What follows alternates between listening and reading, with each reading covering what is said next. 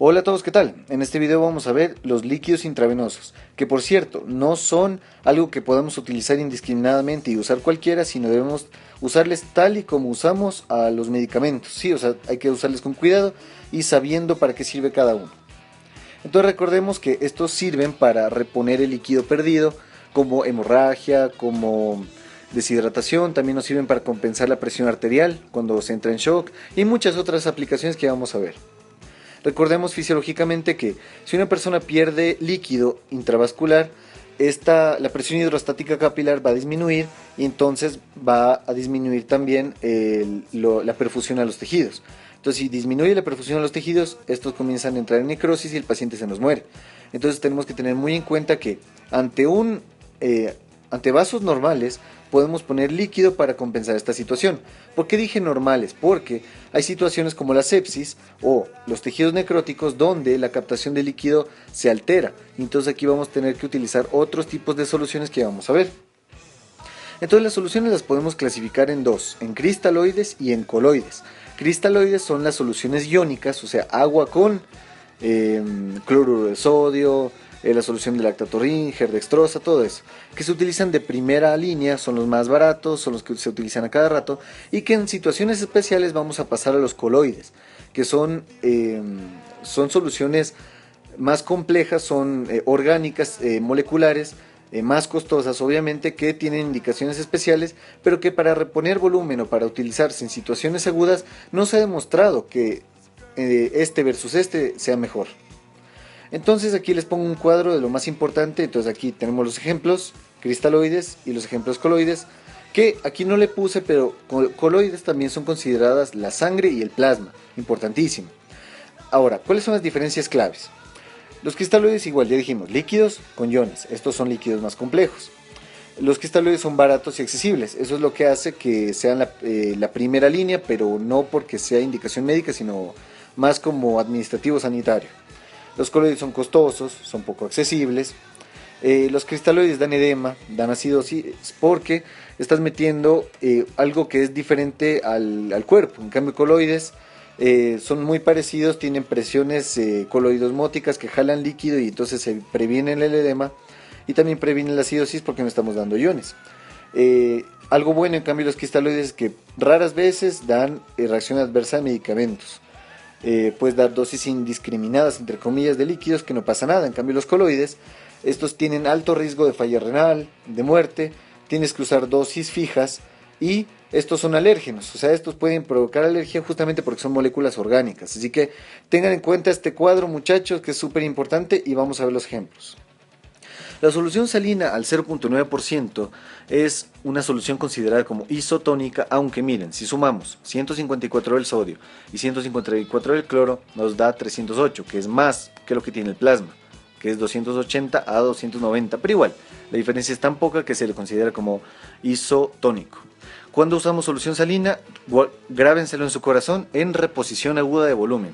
Claro, si un paciente está en una hemorragia, obviamente lo mejor será darle sangre, pero como eso es más complicado de conseguir y necesitas para ese momento, la primera indicación o la primera línea es solución salina. Entonces vas a usar en trauma, hemorragias, deshidratación grave, cetoacidosis, el estado hiperosmolar, o sea, complicaciones agudas de la diabetes que son hiperglucémicas, o dilución de medicación. Esta es otra indicación que se utiliza las enfermeras para diluir medicamentos.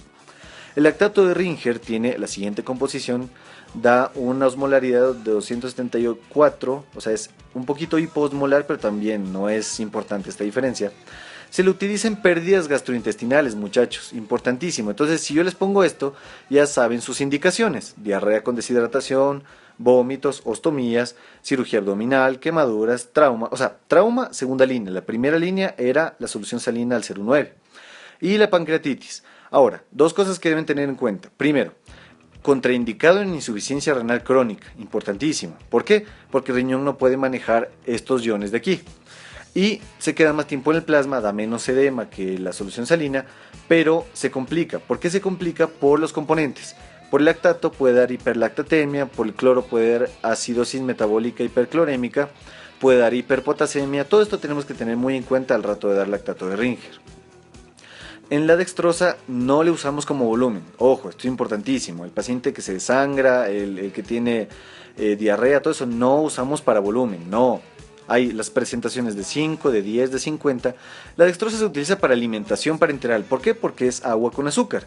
Entonces, esto nos sirve para hipoglucemia y mantenimiento de las necesidades basales. Ahora, si en largos periodos de tiempo, o sea, no es una tarde, sino son días los que vas a tenerle a tu paciente con dextrosa, es importante cubrir la dextrosa y el sodio y el potasio en ampolletas para cubrir las necesidades diarias.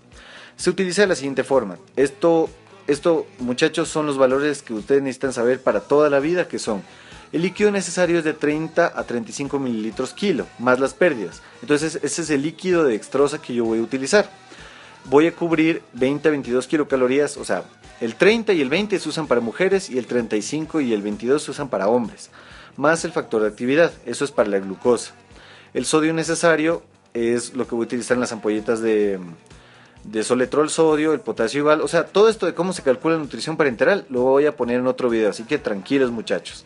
Y recordar que la nutrición parenteral total es de alta osmolaridad, esta es la que tiene indicaciones muy específicas, no se las pone a todo paciente, porque requiere de vía central y utiliza otros componentes, pero les digo, todo esto lo voy a poner en otro video, así que tranquilos muchachos. Los coloides, por el contrario, son las soluciones complejas orgánicas y bueno, esto es muy sencillo. ¿Cuándo utilizamos sangre? En pérdida de sangre. Gracias, mentiras. O sea, en realidad sí, sangre para pérdida de sangre, o sea, no tiene ninguna ciencia.